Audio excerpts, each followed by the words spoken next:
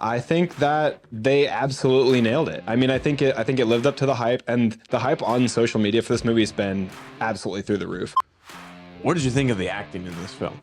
Man, I thought the acting in this movie was absolutely fantastic. Like I said, some of the best chemistry that I've ever seen on screen, and that does not just happen.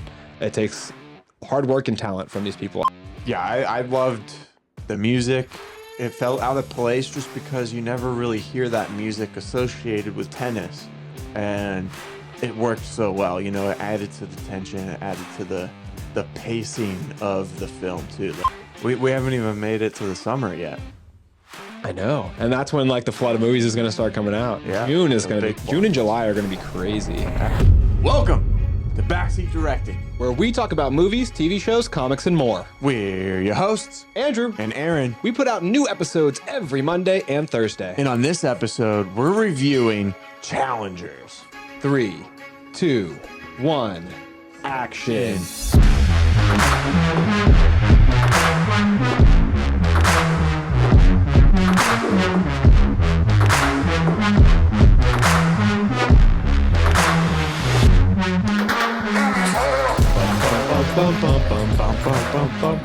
Andrew, I feel like this has been one of your most anticipated movies for the past 2 years, and it's finally here. We finally got to see it. We watched it in IMAX. It looked and sounded amazing. What were your thoughts?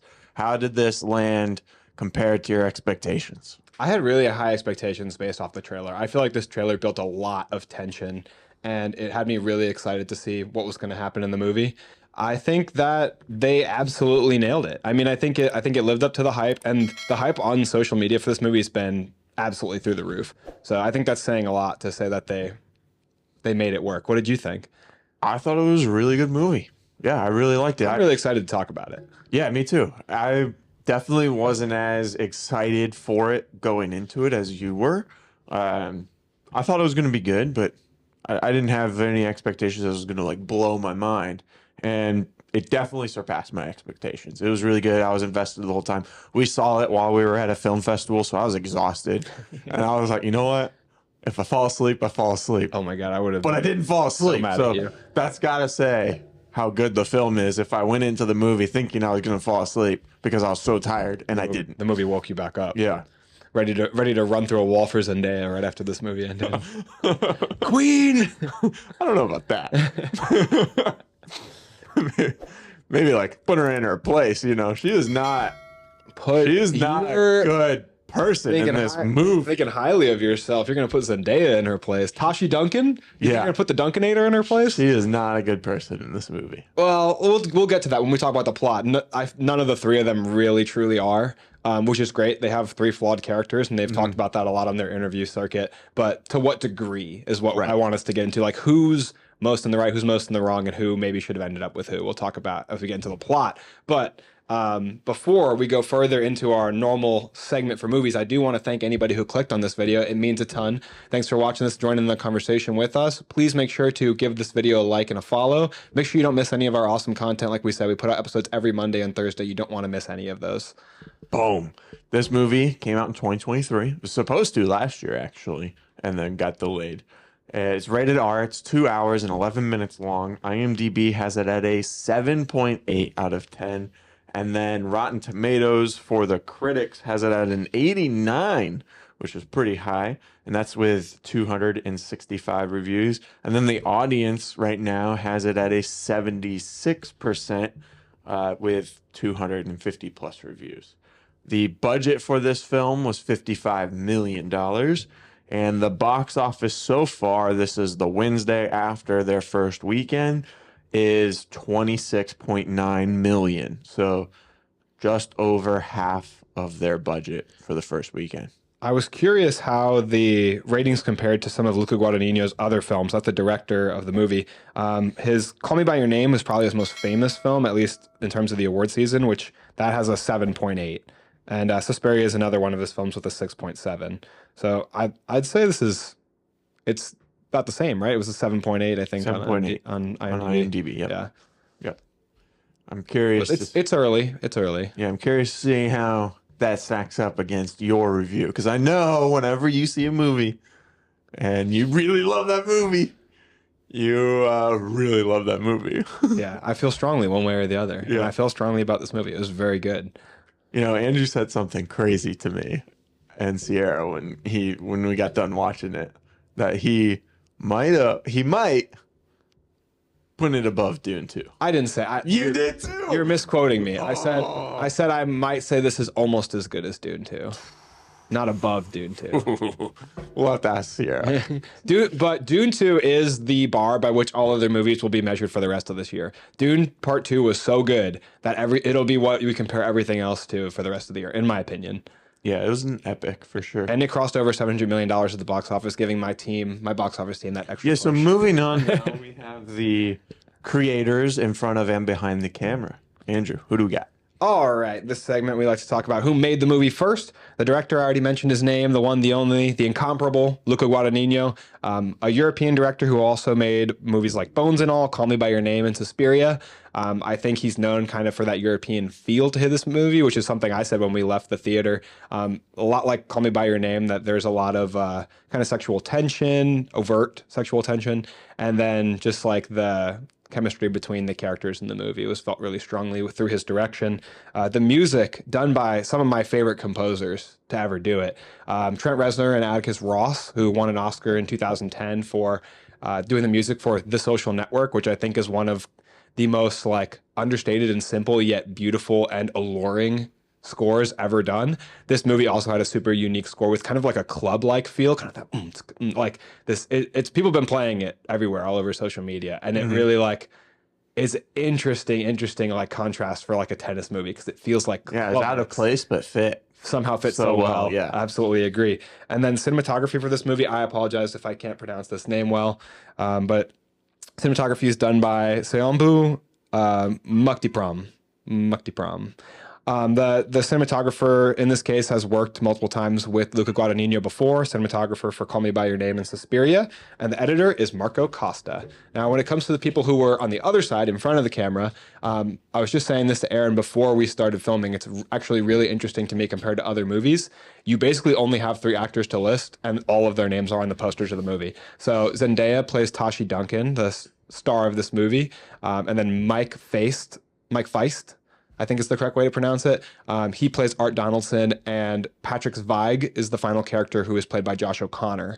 And the 3 of them are such the main focal point of this movie that like I can only even really think of 3 other characters that even appear. So the grandmother, Tashi's mother, the daughter of Tashi and Art, and then the line judge are like the 3 other basically background level characters with only a few lines. But this movie is so highly focused on the love triangle that probably like 80-90% of the movie is just the 3 of them interacting, and then people in the background, extras filling the stands. Yeah. Like I really love that about this movie, that it highlights the Don't forget about the guy who woke him up in the car.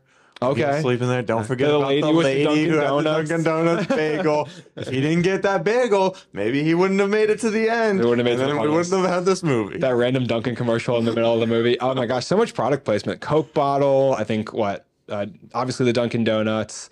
There were some other snacks in there. It's I kind of like the feel. It feels more like the real world, like we talked about with David Fincher and putting like Amazon in The Killer. Yeah. Are you ready to get to our ratings? Yeah, it's the best part of the show. Okay, so our first category, well, we break down our categories or our films into 6 different categories, which helps us rate the film in a as least biased possible way. And the first category is story. And this is what we think is most important for a film. If you don't have a good story, nothing else can make up for it. So, Andrew, what did you give the story of Challengers? So I ended up giving the story an 8 out of 10. I think it's a really strong score. I think it's a really good movie. I think that just from my personal taste, like it's very heavy on like the sole focus, which is something I liked and kind of detracted from me from the movie, which is like just the like pure focus on like romance. But the chemistry was so strong that I feel like it made the movie so good.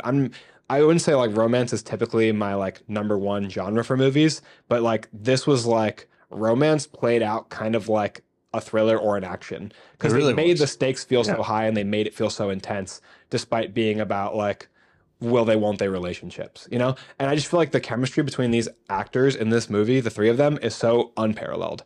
I don't know that I've ever seen anything like it on screen before. There's other examples of great chemistry on screen, but like the three of them, just some of the shots of them like 3 inches apart, the face to face, like you felt so much between them, like so much in like the air between them. It felt like thick with the heavy sweat of the romance. But it was really well done, really well acted between those three. They made the movie. What about you? What'd you rate it? Again, I wasn't going into this movie as excited as you, so I only gave it an 8 as well. Let's go. We're on the same page. Will this be the time that we rank one this in. movie? One in, and we're gonna see if we get every Exactly single. the same. To explain, if anyone's new, we never discuss our ratings beforehand, so we're chasing the elusive task of getting the exact same scores. It's got to be such a small chance. Yeah. When most of them are out of 10, well, like 4 of them are out of 10. Especially when someone throws in like a 0.5 or something. Just wait for the one time where I do like an 8.75. Yeah, no, we're literally 0.25 off from being perfect. Watch that be the time that we agree, though. we both get the 0.75. Dude, I would jump out of my chair. Lose my mind. So now that we're talking about the plot, I have some questions for you. Yeah. Okay, so obviously we've already mentioned the highlight of the movie is the love triangle. So I want to talk about kind of the way I see the dynamics and then see if you see it any differently. Yeah, I was thinking about this pretty heavily on the car ride over, and the way I see the dynamic between the three of them, right? It's Art, Tashi, and Patrick. So I think that obviously we have the relationship starts with them competing, and then Tashi and Patrick start dating. And the issue there, we get in that like key line, like you're not a member of my fan club. I think the issue there is that Tashi, she wants somebody that she can kind of teach. Like she wants somebody that she can mold, because she wants somebody that will worship her the way Art does at the end of the day. And she's kind of threatened by somebody who, like Patrick says, sees her as a peer. And then Art wants somebody who he can like look up to, who can teach him, because Art's more humble. And so Art is looking up to he's attracted to the people he can look up to. Like he can look up to Tashi because she's so skilled. He can look up to Patrick because Patrick is always beating him in their matches together. So that's where Art's attraction comes from, attracted to like looking up at this person on a pedestal. Tashi's attraction comes to like looking down on somebody that she can dominate. And then I feel like Patrick's in the middle, which is highlighted by kind of his character's bisexuality. Like he's a little bit more open to being attracted to somebody who looks up to him and somebody who he sees as an inferior tennis player. So like I feel like even though Tashi's in the middle, Patrick's also kind of in the middle. And I feel like that's what makes this dynamic so interesting, because it's not a love triangle where both the guys are in love with Tashi, but there's also, it is in a sense, but there's also like a sexual tension between our two male characters that's highlighted throughout the movie. Like the scene where they're eating the churros and he pulls the chair close and they're right next to each other. The way that they mirror Art spitting his gum out into Tashi's hand, but also spitting his gum out into Patrick's hand. Like, so I think they mirror a lot of those relationships to show that like the love triangle it's not a straight line. It's really more of a true triangle in this movie. But do you see anything that you disagree with in there? No, I think that pretty much lines up with my view. I think Tashi definitely wants to be with someone who she knows she's better than, and she wants that person to also accept that fact, and kind of worship her in that sense.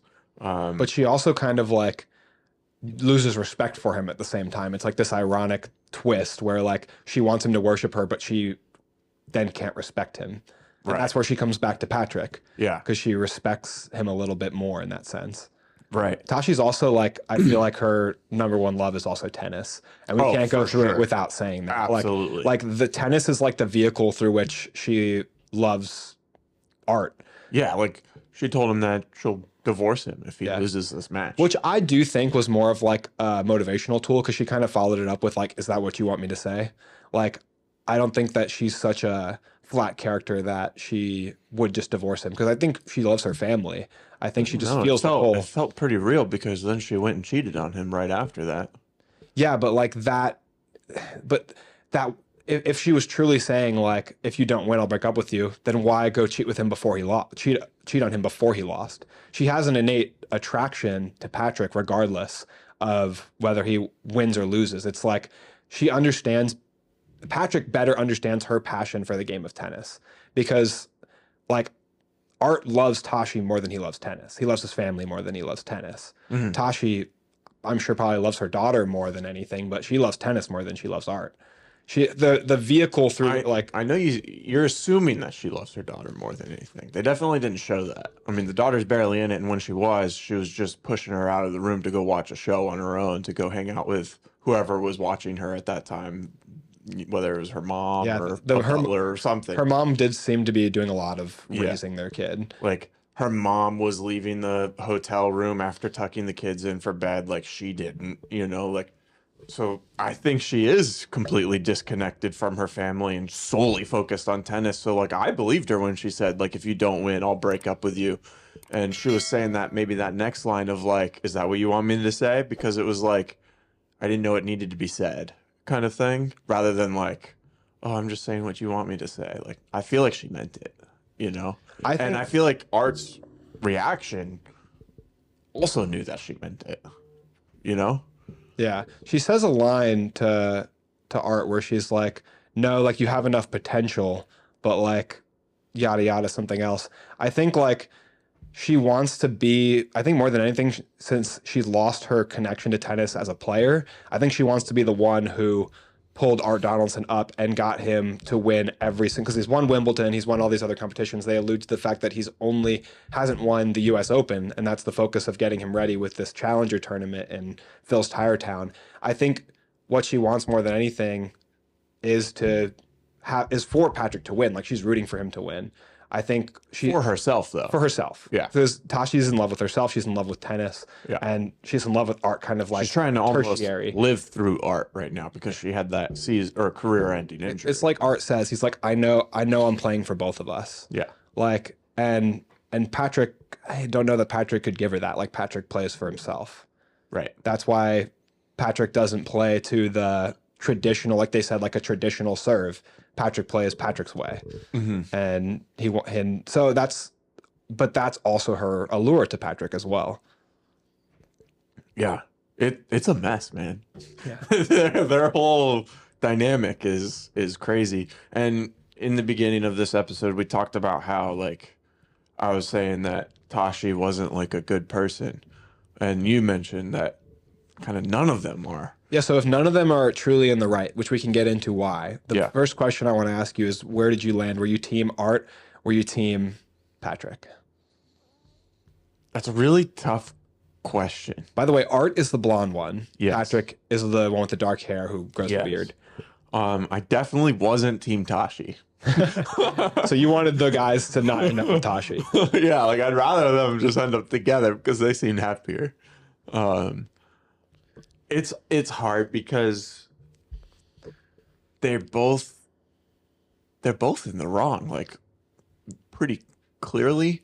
I think a lot of people. I in the beginning, like we start the relationship where Art and Tashi is together. So I feel like in the beginning, like definitely like them two. But as the story evolves and you see more of like how things started and were continued, like Art was very manipulative as well. Yeah, I think that's what there's been a lot of talk, and I've seen it in an interview where interviewer was like, what did Art even do wrong? And I think it's pretty clear what Art did wrong. When they went off to Stanford and Patrick was off on the tennis circuit just playing, trying to go pro, Art was trying to sow seeds of discontent. But in their relationship, he said, oh, he doesn't love you. And she was like, how do you know I want somebody to love me? So he's trying to like break up his best friend and his now becoming a good friend. He's trying to break them up so that he can have his chance with Tashi. Right. And he's being really like manipulative, a snake about it, because he goes and like puts that in Tashi's ear. And then when Patrick comes, he starts saying, oh, I got the feeling that she wasn't taking this too seriously. Like now he's trying to sow discontent on Patrick's side. And then they have this big fight afterwards, which ultimately leads to Tashi like being distracted when she plays her game. So in a way you could blame, and I saw Zendaya, I think, make this comparison. You could blame Art and his manipulation as the cause for her getting injured and ruining her tennis career, because he kind of caused that fight that led her to be distracted. Yeah. There's a lot of layers for sure. So it's really hard to pick like a team for me, like black and white. And I know like that's what we're supposed to do on a podcast. Who are you? Whose side are you on? I think overall, I'm team Art. Yeah. I think that I don't think Patrick. My impression was that he didn't care about Tashi as much as Art did, which I mean that's an arguable thing. You could look at it through the lens that out on the circuit, normally Patrick would be cheating. Normally Patrick and it didn't seem like he was. So maybe he was kind of like very passionate about Tashi and kind of changing his ways to be more of a dedicated partner, which could show a lot of care on his side. But I mean, it just seemed like he could have backed off. He was in a relationship to some degree at the very start when they were kids in the junior tennis match when they were approaching her. So like he could have backed off and noticed that Art was. I feel like what Patrick did is more malicious because Art was just planting seeds of like words. You Yeah. know, like people can choose how they handle words, but He didn't. Patrick He didn't sleep with her when they were yeah, together. right, is directly cheating. Also, after they had a child, which is Yeah. crazy. I know they haven't been friends for years and they're not like close, but sleeping with her when they have a child together and have been together 10 years Yeah. is pretty That's vile. But that's also on Tashi's side too. It took two. yeah. So then, we were talking about this after we got out of the film and stuff. Like, what did you think of the ending? So, to set it all up, which this film was really great on showing something once and bringing it back in a very meaningful way later. And the part that we're talking about specifically right now is when Patrick puts the tennis ball in the middle of the The racket neck of the racket. because earlier he was saying, "Did you sleep with her? Did you sleep with her?" And he's like, "Fine, I won't tell you, but I'll put it in the middle of the racket, basically, if I did." And then he brought that back. The last point of the game, in the future now, where Art is married to Tashi, and now they're both super emotional, right? And they're fighting over the last like point or two of the game, and then they're going back and forth, and then the ball's up in the air. Art's coming over to spike it down, and then he kind of falls over the net into the arms of Patrick as he was also trying to come up to hit the ball, and then they ended up kind of Embracing. hugging, smiling a little bit, and then we got the big "come on" yell from Tashi. Like, what did you think of that whole situation? Because that's boom, black screen, end of the movie. They didn't explain who won. They didn't explain like, oh, are they friends now, or like what happens with the relationship. Like, what's your thought and take on what happens after? I think that there's a lot of telling stuff in that scene. So for one thing, Tashi giving that big eruption, the come on scream, like we hadn't seen that since the beginning of the movie when her passion for tennis was at its absolute height, you know, as an 18-year-old prospective like tennis champion. So I think bringing that back is really telling that she's obviously feeling very strong emotion, but also like it's tethering it back to when both of the boys like fell in love head over heels basically with Tashi in that tennis match, like seeing her play, seeing her passion. And I think now like the roles are kind of reversed where like she's seen them play such a good match of tennis. She's on the other end of the side in the stands, but like she's having that eruption to show that like her passion's reinvigorated. She's like her feelings for the guys on the other side, whereas the guys on the actual tennis court, their relationship with each other, I think, is reinvigorated. They found something they haven't had in years, like the bond that they had for each other that had been broken, that had been torn down over so many years, over discontent, over like loving the same woman. They've found their love for the game. I think they found their love for each other, and I think Tashi like found the same, love for the game and like her passion for both of these men is kind of all mixed up in this one moment. So the way I see it going forward from there is like, especially ending on the embrace rather than ending on like somebody winning. I think it really shows that the highlight of this movie is the relationships and not the match. Like the match is the dialogue, it's the back and forth, but the story is like the love triangle, these three characters. And I think that ending, cutting to black on them in embrace, we can only take the information that we have. We have to assume going forward, in my eyes, that the relationship is somewhat repaired. And I think the three of them are going to be involved together in some capacity. Like, I think that whether all three of them are in love or if Patrick just comes back into their life now, and I think Tashi and Art are going to make it work in some sense, because Art has not shown any like willingness to leave Tashi ever. I think Patrick might be involved in their relationship some way. Interesting. I definitely agree with Tashi's yell being a tribute to her passion for tennis. That she just wanted to see them play There's a line earlier in the the movie where best game. they say, "Who do you want to win?" And she says, "I just want to see a good match." Yeah. So I don't think she was necessarily yelling at either of them in terms of like rooting for one or the other necessarily.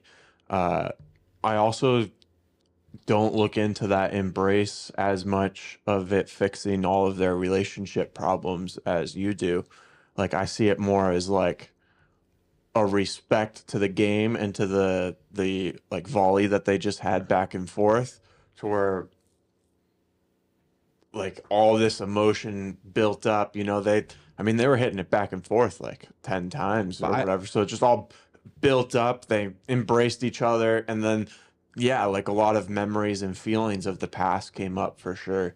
But I don't know if that necessarily like fixed their relationship. I mean, I don't think Patrick fix is just told yeah. told Art that he cheated on his wife. I don't think fix. I don't think fix is the right word. I think that line earlier is really important as well. The line of "Who do you want to see win?" I just want to see a good match. It's like the same thing as their relationship. Like the point of the movie, I think, is it doesn't matter who wins. Like who wins Tashi, who wins Patrick's love, who wins Art's love. I think it's about the match. It's about the journey, and it's not about who wins the game. It's about playing good tennis, and like their relationship isn't about who ends up with who, but it's just about like all the passion that's in there. So Yeah, like for sure. I don't think like whether who ends up with who or what happens like matters necessarily as much, but like they've had this back and forth for years, and I think that they're kind of highlighting that like the passion between them is real, it's palpable, and it's what matters like going forward. Even if like he slept with his wife or Tashi cheated on him, it's like the love that he feels for both of them is what matters, not like who ends up with who.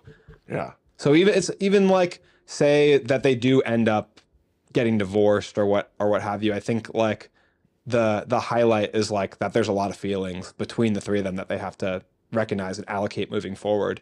And like the three of them could end up together. I mean, being in a throuple is a very real thing. They'd have some explaining to do to their daughter Are probably. you hinting at something? Okay, so we've talked a lot about the story.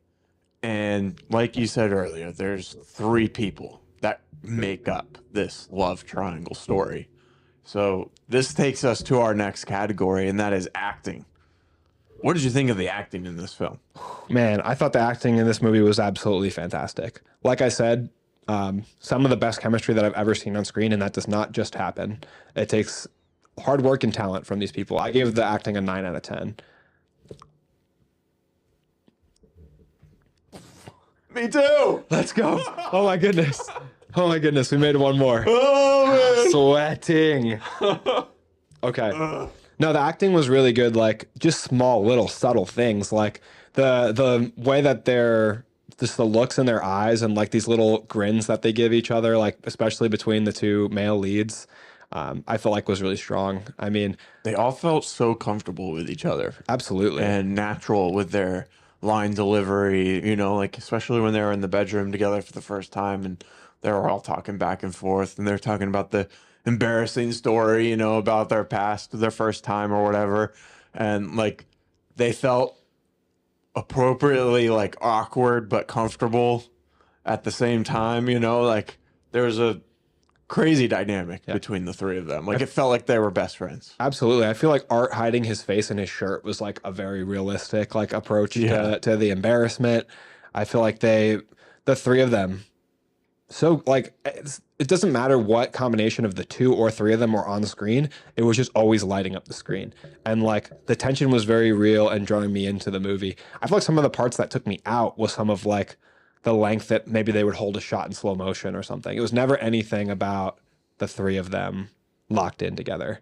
Absolutely. Yeah, I totally agree. Now I'm curious to see what our cinematography, how that lines up together. But yeah, the acting was phenomenal.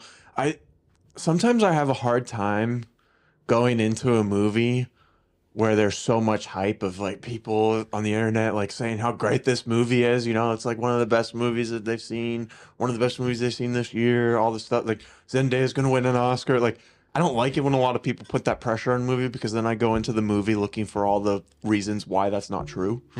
And You're a hater. yeah, exactly. And I remember in the beginning of the film, because the film did kind of start a little slow, especially if maybe that's a little bit of the pacing of the edit or how long they held on to some shots or whatnot.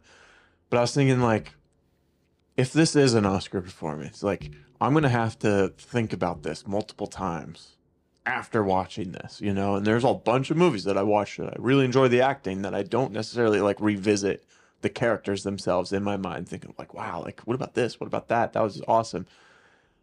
Yeah, it's good. I think I've thought about it so many times afterwards. Yeah, I think Tashi's a really interesting character. Like you said, it's like it has to be Zendaya, right? Because we have to fall in love with her, but she also has to be a villain. And I know you didn't know the other guys were just as good, I feel like. No, yeah. I feel like it was more their show than it was Zendaya's. I think that they were on screen more probably. Yeah. But I mean, I think that Tashi is a difficult character to approach because I think that she could very easily be too unlikable, which might have been the case for you. Yeah. But I feel like her being Zendaya is what I think helps redeem her. Sometimes the casting outside in the real world does that. Yeah. But like I thought it was more of like the two best friends story, and she's the obstacle that's kind of in the middle, you know? That's kind of what it felt like to me. Yeah, but not in a bad way necessarily of like if she wins an Oscar, like awesome. Like that was deserved or nominated or whatnot. That yell that we keep talking about, the come on, especially I think the first iteration when it was like the youthful Tashi Duncan was really felt visceral and real. Like it felt like they did show her playing tennis the absolute least though.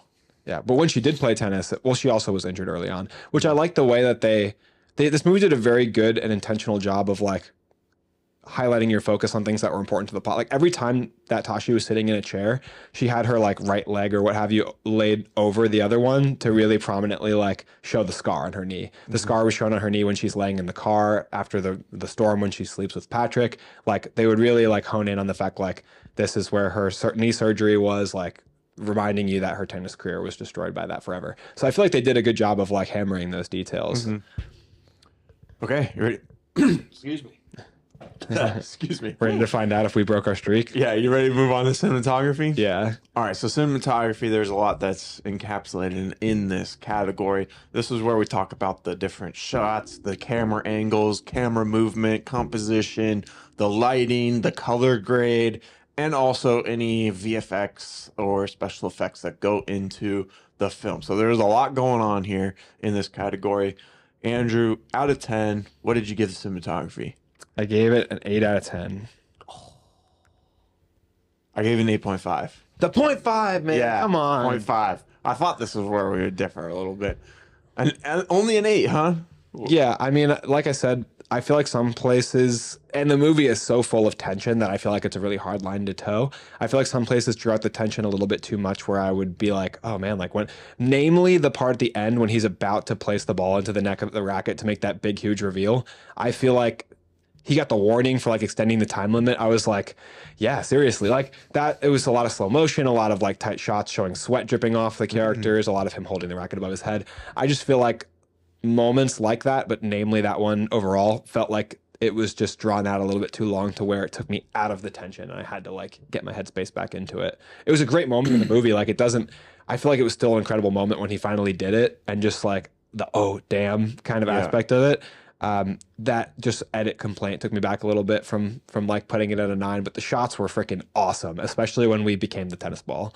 Yeah, they had a lot of very creative shots. I mean, the tennis ball's going right for the camera a bunch of times. Oh yeah, right next to it, yeah, or into it. Yeah, it was really cool. They had, like you said earlier, they shot this like it was a thriller, you know, and not like it was just a biopic tennis movie, you know, like. I feel like, because I have no interest in tennis, you know, and I feel like their acting in the script helped, but the cinematography and editing of how they showed everything and how they edited the timeline of like jumping back in time, coming back forward, jumping back in time, coming back forward.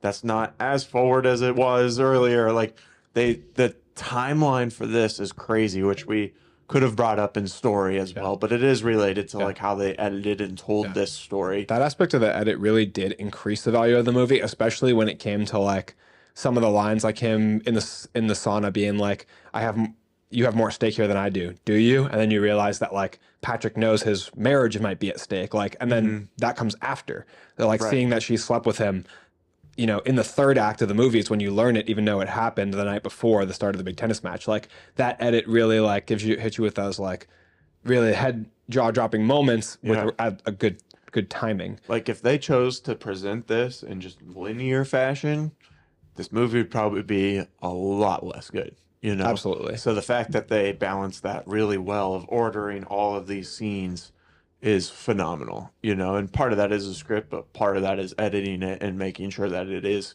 cohesive. Because, I mean, you can put something on the page and it not work, or you find something better in the edit. So it's definitely those two, like, working together to make that happen. I did, because I was right there at 9, you know, like, it was awesome cinematography wise. Again, just kept you engaged. There's a lot of unique shots. But that half point that I brought it back down was for the same reason that you were saying yours was an 8. And that's some of the pacing. They drew out the tension just a little too long to where I started to notice that there's supposed to be a lot of tension right here. Yeah. Rather than just feeling the tension. So like if they could have taken out like 1 or 2 of those moments where the tension kind of builds up and then they show what it is that we were building up to just a little bit sooner, I think I could have given it that 9. I also like in a movie some more like stylized lighting, which to their credit, it's a more realistic movie, and it's a lot of it's outdoors where it's natural lighting. They kind of did though, like just not as like in your face, you know, like they had the red light lighting up the scene when they were sleeping together in the car, you know, they had all the newspaper flying around because there's that storm going on, which is very representative of like Tashi's like mind state, you know, like her mind's in like this whirlwind, so like the surrounding areas in the whirlwind, you know, so like there was a lot of like cool elements of the light and stuff, but yeah, it wasn't like overly stylish in terms of lighting, but the camera shots, I think. Oh yeah, incredible. The movement was really, really good. And I saw someone compare their like the back and forth dialogue between Art and Tashi to a tennis match, like the quick cut style of the conversation, like a back and forth. Even like that opening shot. Remember, I looked over at you. It was where there's a wide shot, and it just kept. Oh, that was an amazing shot. It went right past the umpire and just went all the way across the tennis court, all the way to Tashi. And I looked over and I was like, "How'd they do that? Yeah, that's really cool." And something like that again, like highlights the importance of the relationships, the importance of Tashi. Like it's crossing over the tennis match to get a close up on Tashi's face. It was really cool. Tells a story. Okay, so we're no longer gonna have a lined up score. We're so close. We're so close. Sound design is our next category, Andrew. This is also out of 10. This includes the soundtrack, the score, and all of the sound effects. So the Foley work that we hear, all of their Can we get some of those for? Can we get some added in post? Yeah. So what did you think for this category? I gave it a really high score. I thought it was one of the highlights of the movie. I gave it a 9 out of 10. Sheesh. Do explain. Primarily for the score and soundtrack over like the other audio elements, like, you know, the sound of a racket hitting a ball. It's not. I mean, to me, like it sounded good in the movie, but it wasn't like. It's not like as exciting or thrilling as the sound of gunshots, right? But I just really, really felt the score, like, and also the use of the score as like a driving story element, like cutting out the score at a moment to just create silence during their argument, or like inserting that like really thumping club score into the conversation in the first place. It's like at first it feels kind of like what, and then like it just works. Like I really love the score that Trent Reznor and Atticus Ross designed here. It's really powerful, but also feels really unique. Like it felt, like you said, almost out of place, but in just the sense that it was like unique to me. Like I can hear their score playing in my head, and that's what I look for in like a great original score. Yeah. And then like their use of like music and songs too was also just great as well. Like I found myself bopping along which is always a good sign. Absolutely. I'm very close to you as well. 8.5 out of 10. Still only 0.5 away Yep. overall. So, yeah, I loved the music. It felt out of place just because you never really hear that music associated with tennis. And it worked so well. You know, it added to the tension, it added to the pacing of the film too. Like if the songs weren't as fast as they were, this could be a slow moving movie. You If know? I had to guess beforehand, I would have guessed something more classical, more violin, more. Right. But what the music they chose was a lot sexier, and Absolutely. in that sense, it fit the romantic angle of the movie. Definitely. All right, next category. You ready? Yes. Set and character design. So this is more of why they choose to be where they're at, what they're wearing, and all of that. And this is out of 5 points. Andrew, what did you give the set and character design? I almost feel like I rated this. I'll hear what you think. Too high or too low, but I rated it a 4 out of 5. That's insane. That's high. Yeah, I mean, I feel like. So I really like the Phil's Tire Town tennis court. I really like the intimacy of it. I like the smaller sized crowd. And I like their outfits throughout, but I almost feel like maybe I should have given it more of like a 3. Second guessing yourself. I gave it a 4 out of 5. Really? I did. See, like I feel like one thing I do like is how the clothes became a part of the story in terms of the "I told you" shirt. I like the way that in a huff, Patrick leaving his fight with Tashi, he accidentally grabs her shirt, and then we see him wearing it like later in the film. It's like that shirt takes a journey on along like with us in the story. And then there's just a lot of like sportswear throughout the movie. I mean, Adidas is pretty heavily featured in this movie. But Nike. all the sets looked very detailed and full. I really liked it. I liked the time of day that they shot at and stuff. Like, again, like we typically lean more towards like a darker setting, you know. But Yeah. and whenever films can do something that's like out of my like specific style of choice, and they do it so well, I like have so much respect for that, you know, because it's like that's not what I would naturally have thought would look as good as it does, you know.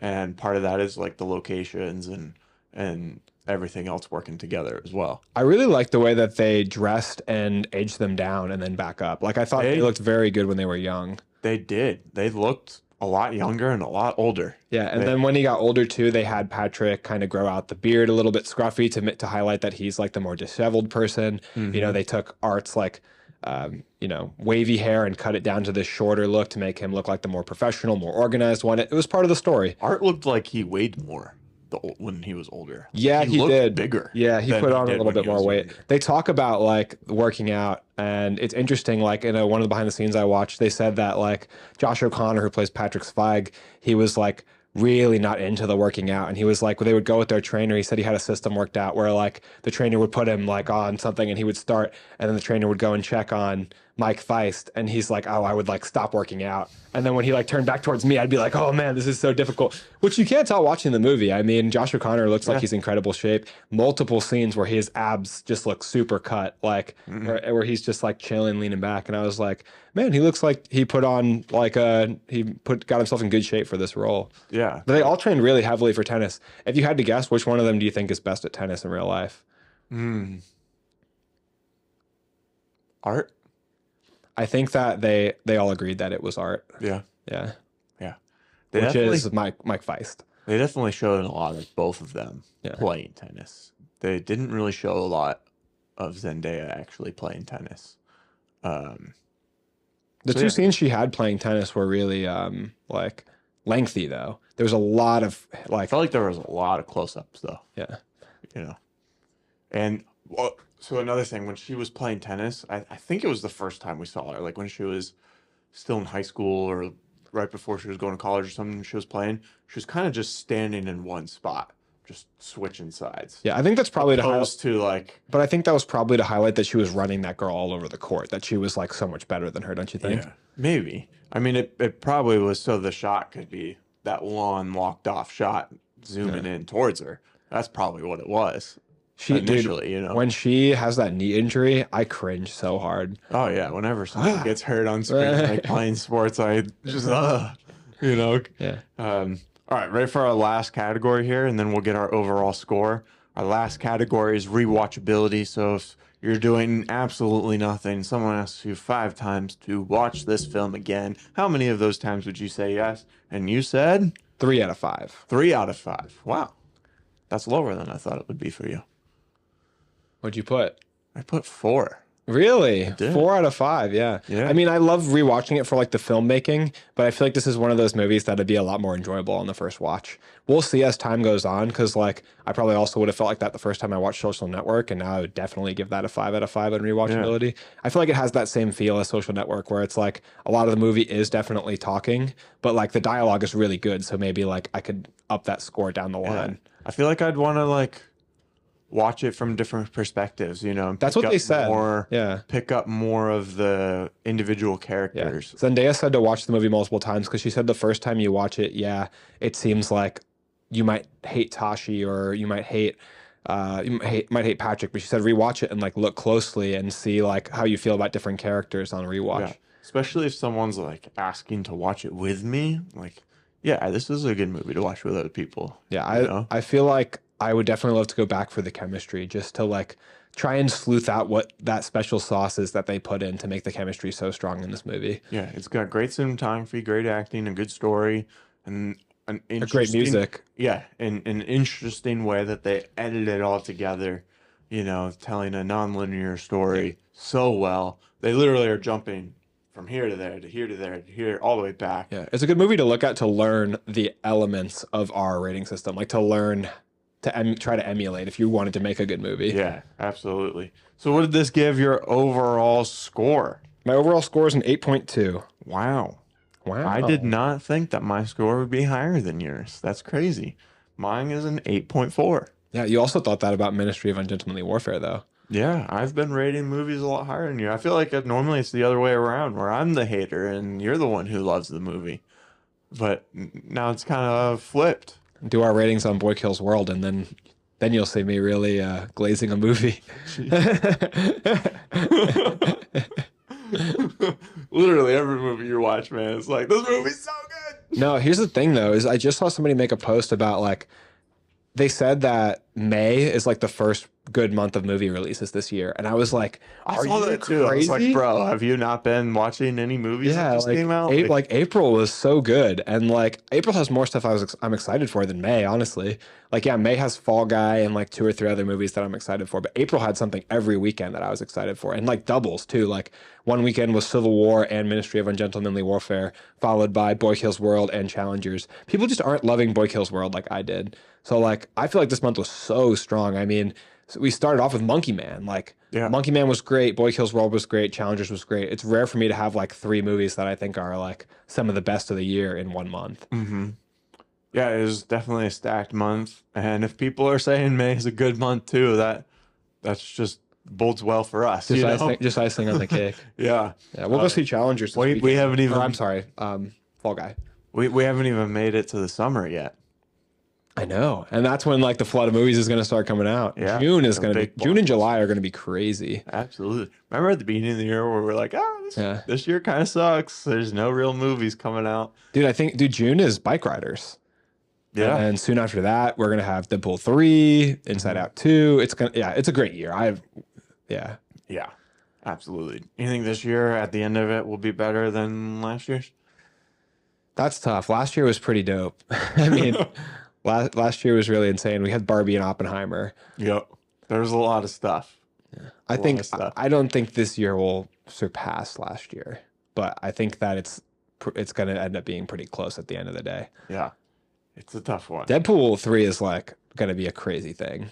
Absolutely. Generational movie. That one's going to be a lot of fun. It looks so good. We did a trailer reaction on that one last week, if you want to check that out. Oh, man, it's such a good trailer. It was such a good. Did you see the guy who VFX'd his mask in on top of Hugh Jackman? You haven't seen that? No, put the yellow mask on him. They put the cowl on him, and they did a really good job of making it look like it was actually on his face, and he's like turning and moving his head and stuff. It looked. I'll have to show you after this. That 'Cause it could be looks pretty cool. That could be something they're keeping in their pocket in the trailers. They could be in the movie still. That's what I was thinking when I saw that and saw a bunch of people talking. It's like, you know what? They've already done so much with the suit, you know, to make it comic accurate. They have Deadpool wearing a mask, so they're not afraid to hide their main actor's face, you know, for long periods of time.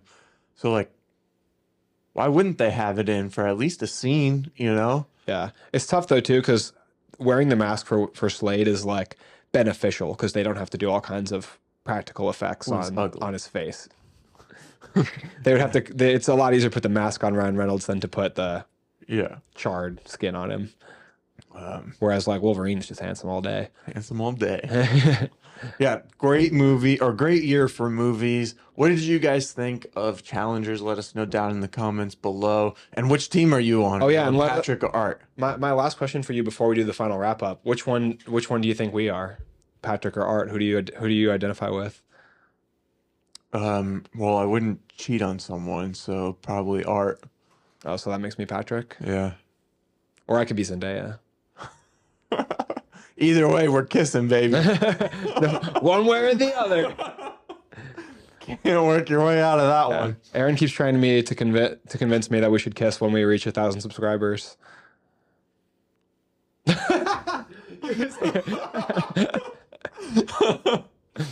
We're getting dangerously close. Oh no! I want this podcast to get as steamy as Challengers. Just wait till you see what we'll do for 2,000. So, who do you think we are? Comment below. Which one of us is Art and which one of us is Patrick Spike? And then also let us know maybe some other movies that you're looking forward to this year that haven't come out yet. Yeah, we'll make sure to cover them when time comes. Yeah, we post new full episodes every Monday and Thursday. We've been cranking out these episodes. We're almost to 200, which is crazy that we've gotten to that number already. It feels like we just started like last month. At the same time, it also feels like we've been doing this for 10 years. But if you want to join in on the conversation even more, we have a Discord, and that is totally what? Free!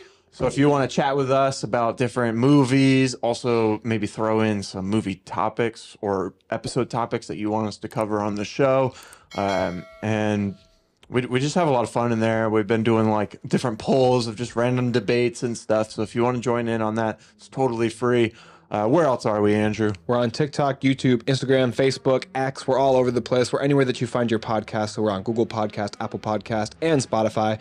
If you wouldn't mind going to our Spotify page, giving us a follow, and rating the show, especially if you want to rate it 5 stars, that would be very much appreciated. But the number one thing you can do to support the show is to mention us to friends and family and get more people in on this conversation, in on this family, on this group.